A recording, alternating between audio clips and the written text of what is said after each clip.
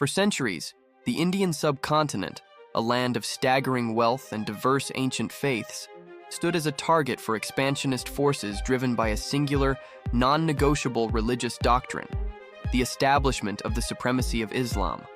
The encounter was not a simple clash of empires, but a sustained, systematic jihad that targeted the very soul of the indigenous civilization.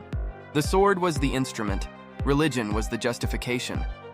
The invaders sought not just to plunder wealth, but to shatter the theological and political legitimacy of the conquered.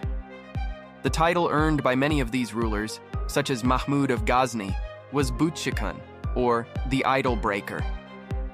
The destruction of Hindu and Buddhist temples was a central, religiously validated rite of conquest aimed at purifying the land of polytheism, shirk. Our evidence comes directly from the chroniclers of the invaders themselves, who proudly documented these acts as holy triumphs. The most devastating and symbolic attack was led by Mahmud of Ghazni. His personal secretary, Abu Nasr Utbi, and later chroniclers explicitly state the religious drive. Zakaria Qazvini recorded that Mahmud went to wage religious war against India. He made great efforts to capture and destroy Somnath in the hope that the Hindus would then become Mohammedans. Mahmud's forces, after causing an estimated 50,000 casualties among the defenders, plundered the temple's vast wealth. The central Jyotirlinga was not simply looted, it was shattered. Chronicler Ibn al-Athir notes that the fragments were intentionally transported back to Ghazni and embedded as steps at the gate of the Jami Mosque, meant to be trampled by the Muslims going there for their prayers, a final statement of humiliation and Islamic dominance. The process of eradication became institutionalized with the establishment of the Delhi Sultanate. After conquering Delhi, Qutb-ud-Din Aibak ordered the construction of the Quwwat-ul-Islam, Might of Islam, mosque.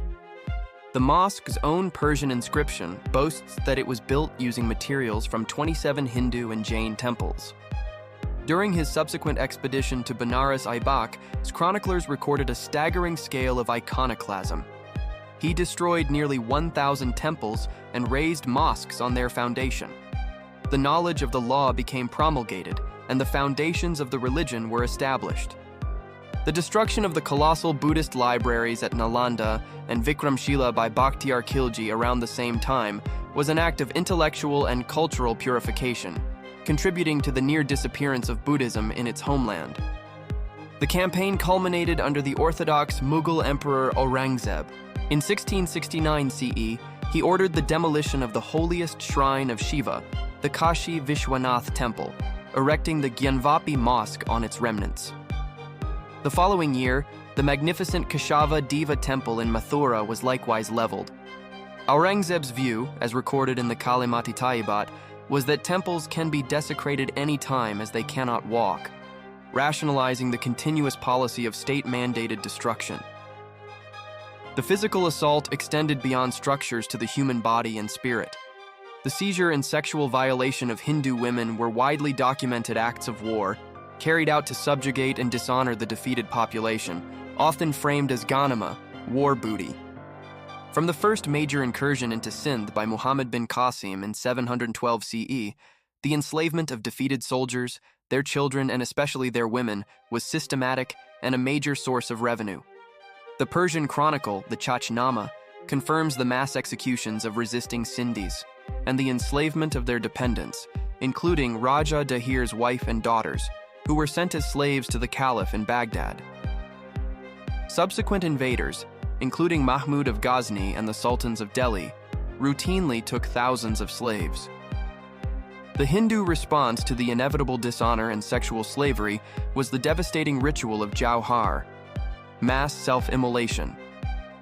This was a cultural decision made by Rajput women, most famously at Chittorgarh in 1303 CE during the siege by Alauddin Khilji. Faced with capture, the women entered a massive pyre to negate the possibility of any defilement of their dead bodies. This extreme act, recorded across multiple sieges including those at Ranthambore and other occurrences at Chittorgarh, 1535 and 1568 CE, and even later instances under the Mughals, testifies to the absolute terror and systematic nature of the atrocities against women that made ritual suicide preferable to survival. The rule of the Sultanates enforced a clear social and economic hierarchy, using state policy to pressure conversion and maintain Muslim supremacy. The most potent economic weapon was the Jizya, a head tax levied exclusively on adult non-Muslim males. It functioned as an economic burden and a constant social marker of inferiority, signifying that Hindus were merely a tolerated, protected minority, dhimmis. When Aurangzeb reimposed the tax in 1679, its purpose was clearly rooted in religious doctrine, leading to mass hardship and, for many, making conversion an economic necessity. While not all conversions were forced, the state apparatus actively encouraged them. During times of war, chroniclers noted that apostasy, conversion to Islam, was often the only route to survival. In regions like Kashmir, rulers like Sikandar Butshikan systematically persecuted the Brahmin class, rightly calculating that the conversion of the intellectual and religious elite would hasten the assimilation of the masses. The historian's observation on the overall impact summarizes the era. The few glimpses we have of Hindus slain for disputing with Mohammedans, of general prohibitions against processions, worship, of idols mutilated, of temples razed, of forcible conversions and marriages, of prescriptions and confiscations, of murders and massacres, show us that this picture is not overcharged. The history of the invasions is inextricably tied to the religious worldview of the conquerors. Their own chronicles confirm that the violence was understood and recorded as glorious acts in the pursuit of a religiously commanded mission. Hit the like button and subscribe to the Bharat narrative.